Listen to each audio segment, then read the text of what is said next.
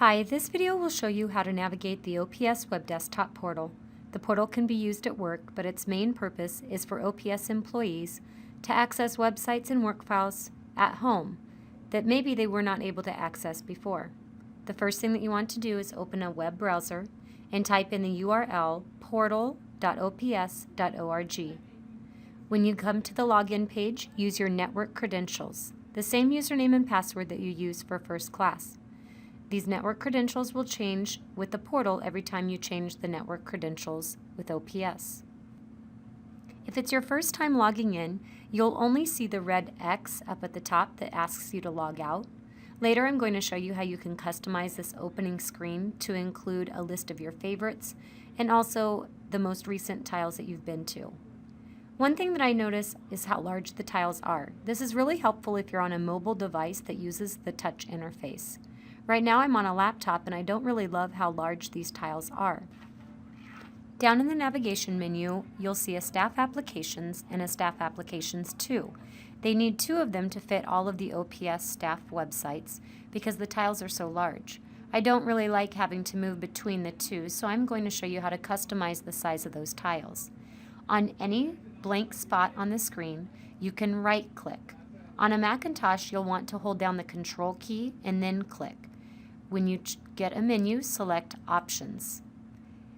Inside the tile size, the default is to have the large tiles. I'm going to adjust mine to make them the small tiles. That change is saved automatically.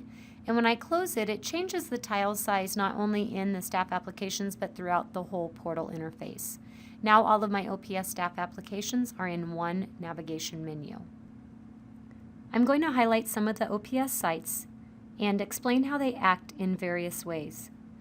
For example, Angel. When you first click on Angel, it knows that you've connected to the portal using your network credentials, so it automatically logs you into the Angel system without making you log in again. One thing that you'll also notice is that at the top of the screen, it puts you into a new tab that says Angel Learning. If you want to return to the portal, you'll need to click on the tab before it, and you can move back and forth between the two. When you're done using Angel, you close that tab. Another one that I'd like to highlight is how you would use FirstClass and PeopleSoft. Both of these systems use a remote desktop connection. When you go into them, they need to connect into the OPS server, and they act slightly different. I'm going to click on PeopleSoft. At the top, you'll see a WebRDP tab is opening. It's establishing a connection. It's feeding into the OPS server. You need to give it a little bit of time to make it work, and it's supposed to automatically log you in. But oftentimes when it tries to log me in, it gets stopped and tells me that that user ID that was stored in there or password is invalid. You can simply log in with your network credentials if that happens to you, and it will let you go in.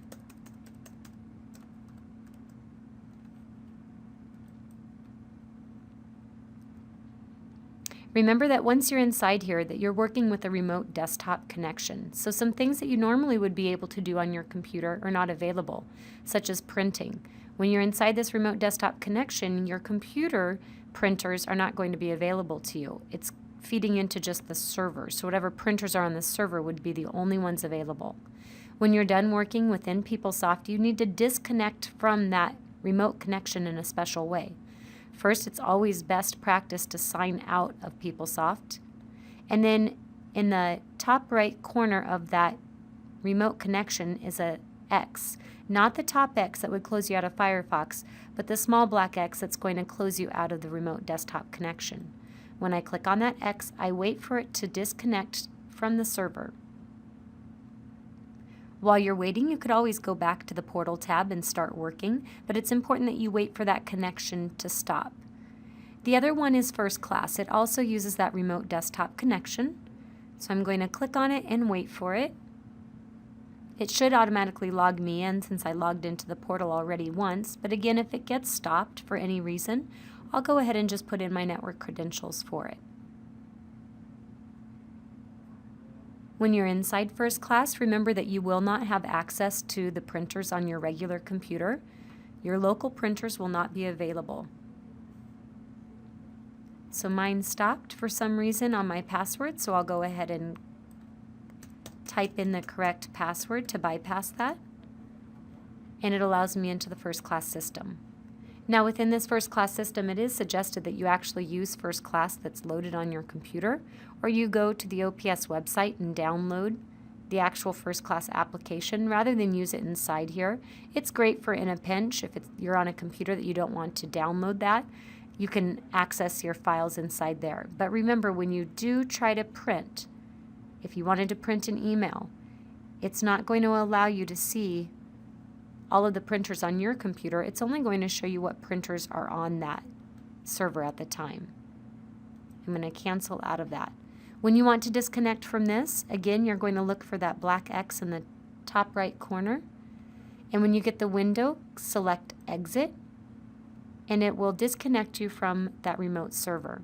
If it takes a while to disconnect, you can always go back up to the tab that says Portal, and you can keep interacting with the portal while that disconnection is taking place.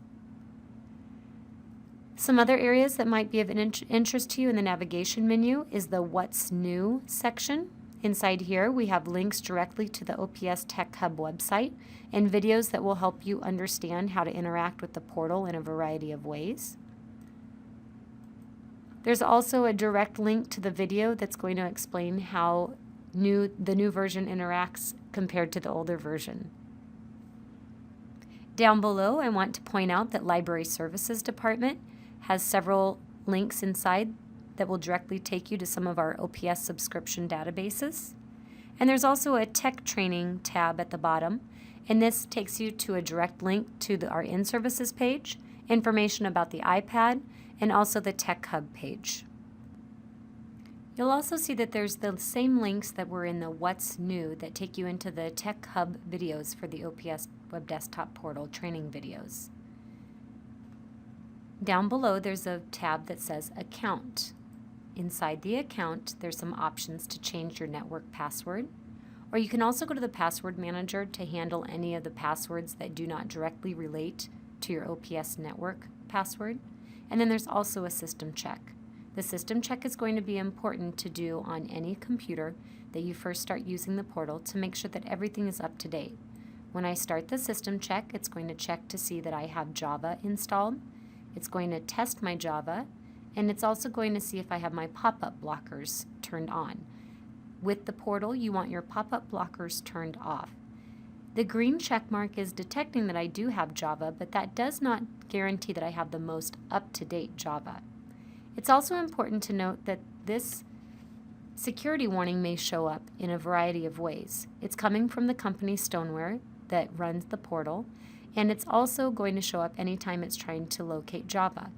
You always want to allow, accept, run, say yes or okay to any of those messages that appear.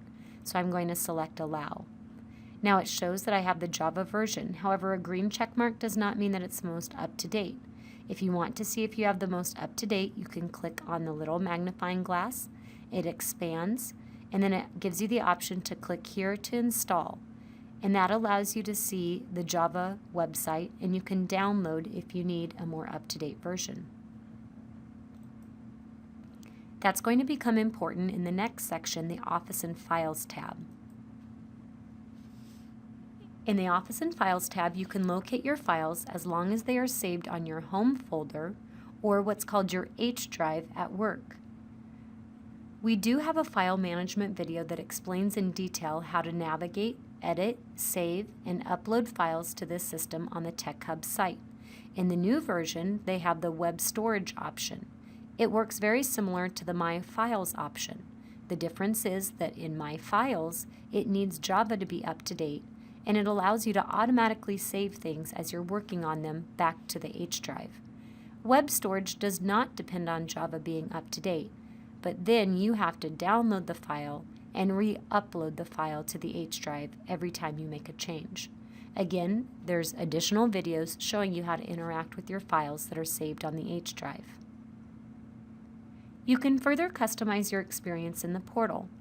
From any screen, you can right-click. Remember, Mac users, hold your Control key down and click to get the same choice. And there's an Add Tile button. This will allow you to create a tile to websites that are not within the OPS portal. For example, I have a professional Twitter, Pinterest, and Facebook accounts, If I want to make links to them, I can find the site. I take the URL and I copy it, and I go back into that tile option and I can paste it inside the URL section. I give it a title, something that I will use to help me remember. There is an add a password option here, but currently you are not able to use that. That's in testing phase. It may come later. But when you select save, it's going to pop you into the My Tile section down below. And here I had already created my links to my Facebook, my Pinterest, and now my Twitter page is there also. So again, you can do that from any window by right-clicking and choosing Add a Tile. That's a way that you can customize your experience within here. There's other options within the portal to customize. When I right-click and choose Options, I can lock the portal. Locking the portal is going to be very important if you're going to step away for just a few seconds or a few minutes and you want to come back and keep interacting with the portal so that it doesn't log you out. So I'm going to unlock with my password and come back into it. That's helpful for security purposes. Another thing that you can do is right-click and go to Options and change your settings. Within this, you can customize your home page. You can start off by changing your wallpaper. When you first come in, it's the blue clouds. However, I've customized it to my purple. Over on the left, I can go to the default menu. The default menu is going to be the menu that you first see appearing when you first log in. I like to keep mine on the home page, but you could choose something different so that every time you log in, it goes directly to that area. In the favorites, you can check mark different things that you want to display on your home page right when you come to it so that you don't have to find them hiding in the navigation pane. So I have my files marked as one of my favorites. I have the district calendar marked, Infinite Campus, because those are some things that right away when I log in, I want to see automatically. Ignore the push agent. That's not anything that you can customize. So I'm going to close out, and I'm going to go see these changes on the Home tab. Now that I'm back to the Home tab, I can see my favorites are listed there so that every time I log in, I can access those quickly. There's a number of other options available within the portal. Up at the top left, there's a magnifying glass. When you click on this and start typing some of the applications that are within the portal, it will quickly find them for you. There's also the option to switch it over to the internet, so if you're searching for something specific and you click on the globe, it will do that search for you. On the right side, there's a number of icons that may be helpful. The first one allows you to see any open applications that you currently have. You can either click to go to them or you can click the X to close them. Sometimes there will be messages pushed out to all users from the system engineers. The question mark when clicked displays a tutorial, and when clicked, the tutorial comes back off. The last button is the most important button. That's your logout button. It is important that you log out every time you're finished with the portal. The portal is set to stay running until an hour of inactivity passes by. The system will give people a lot of access to any of your important documents and systems within OPS if you happen to leave your computer or mobile device open to anybody while the portal was running. Speaking of mobile devices, this system works great on iPads and iPhones. However, there are some limitations within the staff applications. I'm going to highlight those that are most troublesome. Angel, PeopleSoft, and FirstClass were not created for touch interface. They will display, but they're very hard to navigate through when you're on a mobile device using the portal. I would suggest that you use a regular computer for those items if you're going to work with them extensively, or download the FirstClass client on the mobile device that you're using. This concludes the basic navigation and customization training of the OPS WebDesktop Portal. You can now view the file management video to see how you can work with your files that are saved to the H drive when you're at home via the portal. For these training videos, please visit www.ops.org Tech Hub. Have a great day.